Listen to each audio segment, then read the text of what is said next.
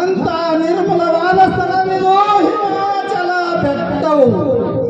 ಹಿತಾಳೆ ತಮಾಳೆನೆಂಬ ನಿಂಬಿಯ ಮಹಾಮರ ಗಿಡಗಳಿಂದ ದಟ್ಟತರವಾದ ಕಟಾರಣ್ಯದಳು.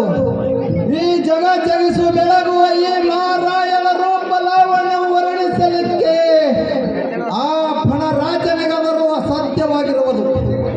ಇಂಥ ಅಗಣಿತ ಮಹಿಮಾಕಾರಗಳಾಗಿ ಸ್ವರ್ಗ ಮೂರ್ತಿ ಪಾತಾಳ ಈ ಜಗತ್ತಿಗೆ ಸೂತ್ರಧಾರಳಂತೆ ಏಕಾಂಗಿಯಾಗಿರುವ ಈ ದೇವಿಯರನ್ನು ಮಾತನಾಡಿಸಿ ನೋಡುವೆ.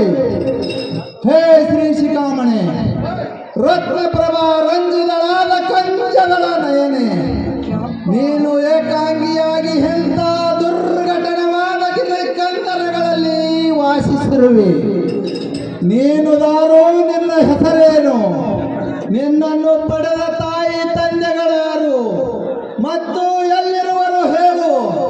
ಆ ಸಿರಿಯ ಸಾರ್ಧಲ್ಯಗಳ ಗಂಡ ಬೇರುಂಡ ಚೀರಾಕ ಮುಂತಾದ ಕೆಟ್ಟ ಮೃಗಗಳಿರುವವು.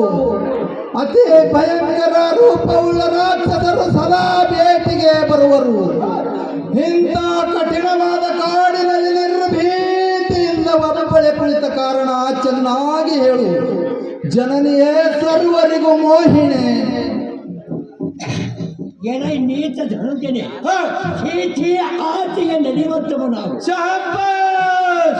ಮನುಜನ ನಾನು ಈ ಕೆಟ್ಟ ಅರಣ್ಯದಲ್ಲಿ ಕಾಲು ಕಳೆಯಲು ನನಗೇನು ಪ್ರಯೋಜನ?